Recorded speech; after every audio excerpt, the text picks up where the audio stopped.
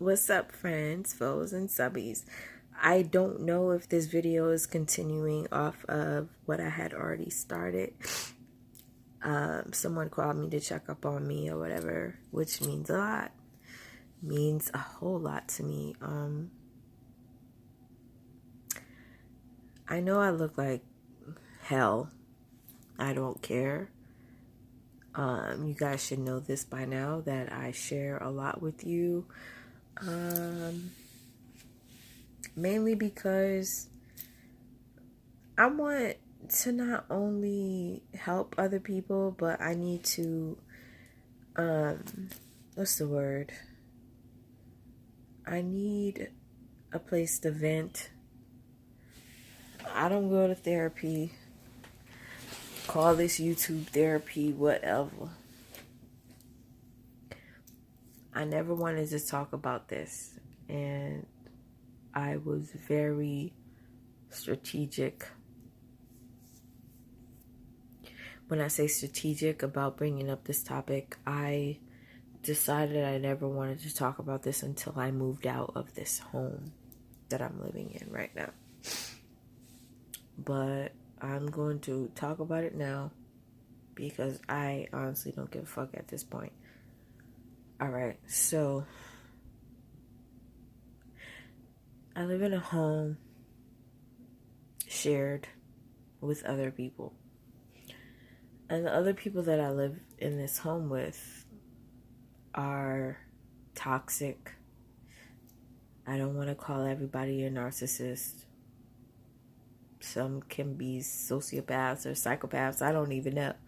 Not everybody's a narcissist just because they're assholes. Just remember that, guys. Not everybody's a narcissist.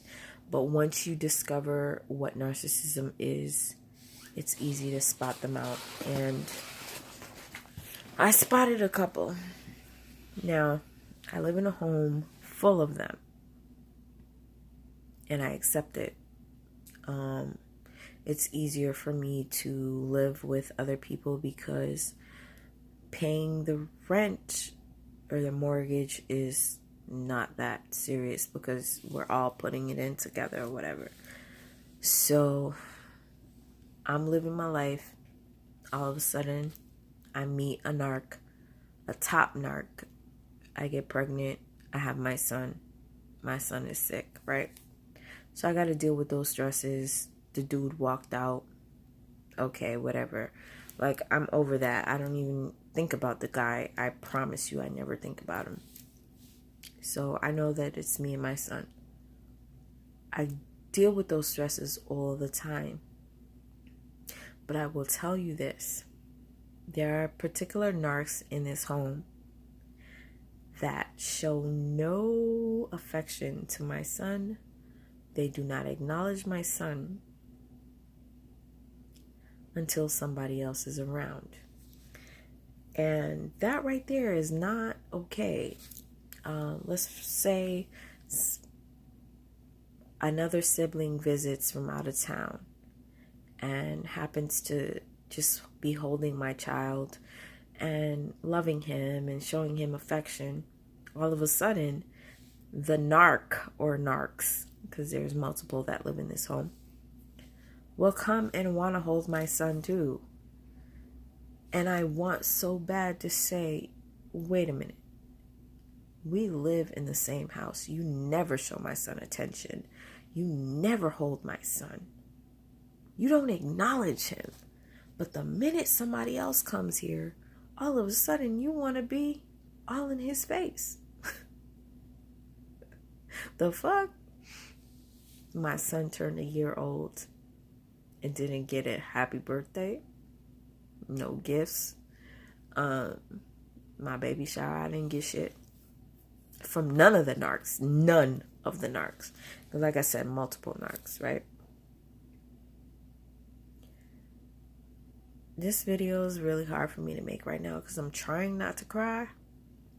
And I hate coming on here crying to y'all, but I just want to let you know how serious this topic is when it comes to narcissism. Guys, don't think I'm crazy. Some people, like, I got a few comments saying that I was obsessive over the topic of narcissism, and it's not about me being obsessive about it. I'm not obsessive about it. What it is I just found out what it is. So that's why I talk about it all the time. I just found out what it was. Okay? Now that I know what the root of the issue is, it all makes sense to me. You ever see somebody abuse a child, beat the shit out of the child, and the minute somebody comes around, they're hugging the child and acting like they love the child? And the child is kind of like, you don't like me. The kid ain't never gonna forget that shit. That's how I feel right now. It's like, I feel like a frustrated child that's been abused, and whenever people come around, you're showing me love, so it makes me look like I'm lying. That's what it's like living in this home. Yes, it's easy to live in this home because, me paying to live here is cheaper than it would be for me to live on my own, me and my son. I do not have a car anymore because of what I told y'all. If y'all keep up with my stories, y'all know why I don't have my own car. You know exactly everything what happened, right? So today happened to be a very terrible day in this narcissistic home.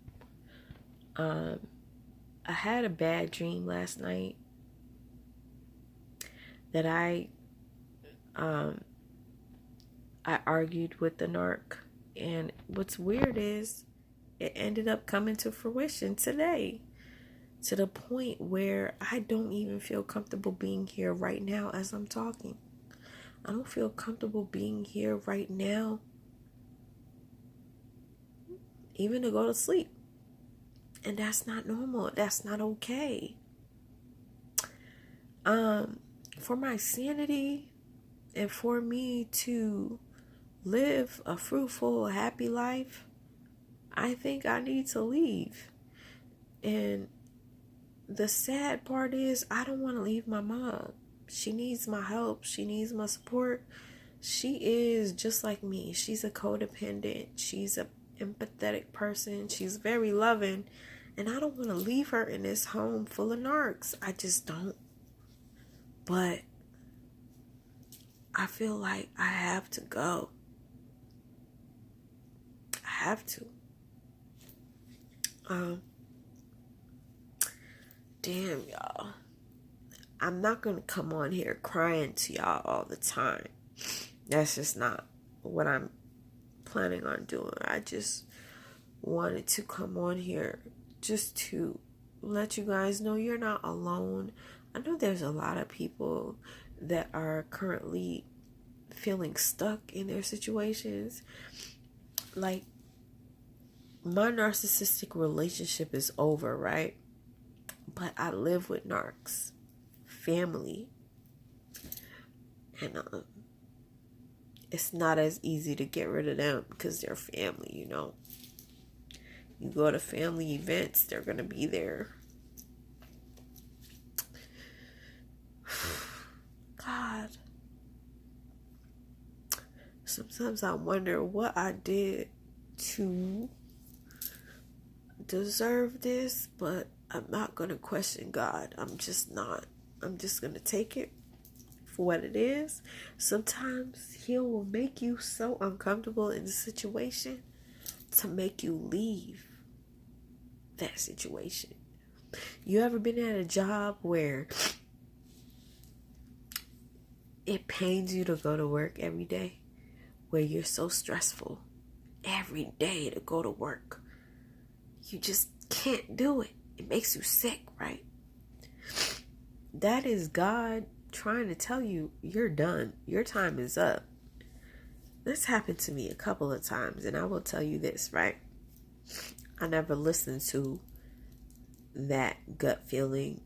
I ended up always getting fired from those jobs in the weirdest ways, to the point where I was always able to get unemployment, because the last job that I was fired at, the man he texted me and told me I was fired. And I had a bunch of text messages of him trying to be with me, like physically and stuff like that. I said, oh, you're just mad because I wouldn't have sex with you. Like, I purposely responded like that so that, you know, I could have that as proof.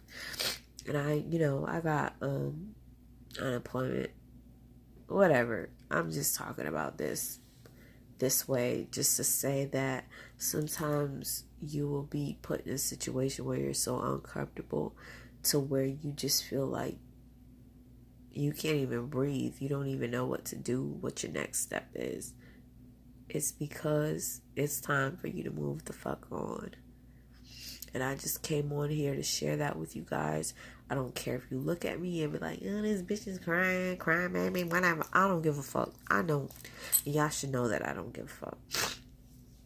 I come on here to help people. As far as the people that were in my life that I thought were good people, and they're no longer here, I don't care. You want to know why? Because I know that people are put in your life for a time, a reason, a season, however, and you learn from your relationships with these people. And I will take whatever I spoke about in my last video as a lesson. You know, you do not trust everybody just because they sound like they're telling you the truth. You know, be careful. Be careful. And it's the only thing that I will leave you with is to be careful. All right? Don't be fooled by the rocks. Don't be fooled by the rocks that I got. I'm still Jenny from the bottom. My nose sounds so freaking stuffed right now. It's because I've been crying forever. Like, I just got back from a lounge. I went only to see my cousin because I wanted to drop something off, whatever. But she didn't even damn show up. So I ended up staying or whatever. And then I just started crying. And I said, it's time for me to go home. And the reason why I was crying was because I got into a major argument with one of the narcs that live in this home right before I left. All because I said, you should be washing your dishes. And this person cursed me the fuck out. And I'm like, it doesn't make sense. Like, you're an adult. Why should anybody be washing your dishes, your family, your 3 family dishes? There's no maids in this house. And then it just went from me saying that to almost a physical altercation to where somebody had to come separate it. And from that being said, I don't feel comfortable even being in this home. I'm making this video right now. It's like, I think it's 3 in the morning. I can't really see without my glasses, but I really don't feel comfortable being here. My son is not home right now. He's with my aunt. I wanted to go pick him up, but I'm too emotional. I'll probably pick him up in the morning or whatever. But, guys, when you're in a toxic environment, get the fuck out. I don't know how I'm going to get out. I do not have a car. I barely have any money. Mind you, I have a good job. But I can't even take care of myself and my son with what I get paid. Because I'm constantly paying a bill to the point where I'm constantly broke. So it's kind of tough. I will figure this out, but I must get out. And I think starting tomorrow, I will be filming for that From the Bottom Up channel that I told you that I wanted to start. I know that that name is probably already like patent, so I'm probably going to change the name up. I will let you guys know. I'll probably post that vlog on this channel and then lead you on to my next channel, just depending on whatever the hell I entitle it. But I want you guys to see me from the bottom up. And I plan to leave this home, this box that I live in, within the next month or two. So just follow me on that journey. It's really painful for me because I love my mother.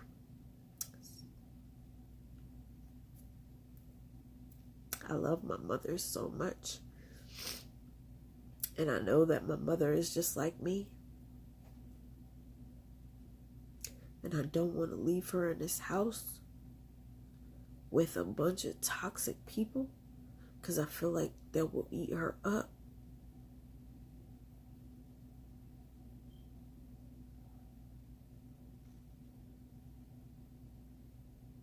I feel guilty as fuck.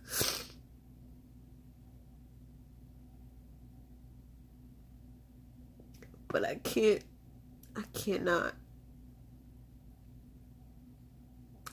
mentally fuck with this shit anymore.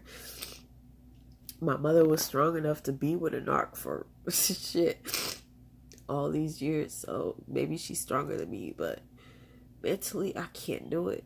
I cannot. It's really hard for me to leave my mom, man. I don't want to leave her.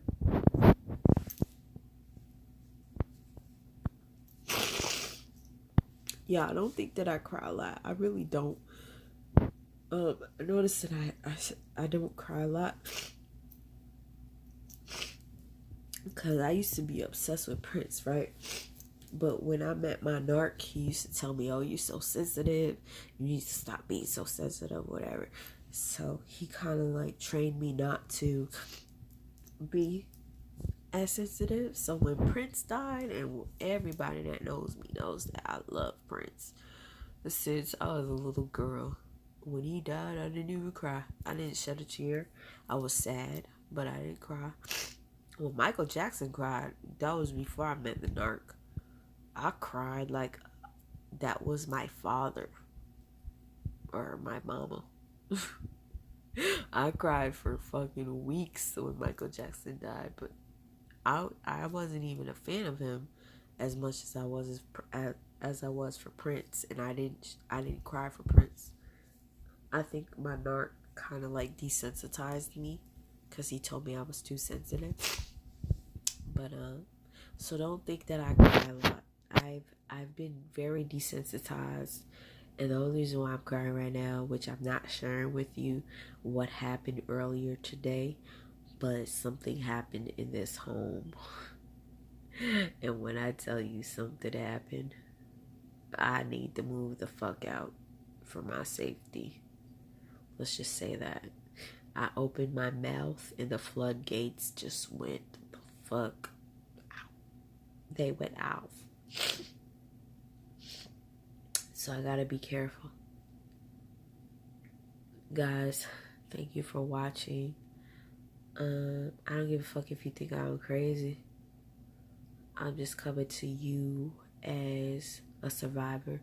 I don't want to say that I'm a victim of narcissism because now I know what narcissism is. I will no longer be a victim to it. I think the best bet for me right now is for me to leave with my son. Hardest part is I don't have anything. I don't have a car. I don't have shit. So, fucked. Huh? I don't even know. I might, I'd rather live in a shelter, y'all. And that's bad. I would feel safer in a shelter. The fuck? Y'all, I'm sorry. I'm getting emotional again. So I'm gonna go. Thank you so much for watching. I love you guys. And peace.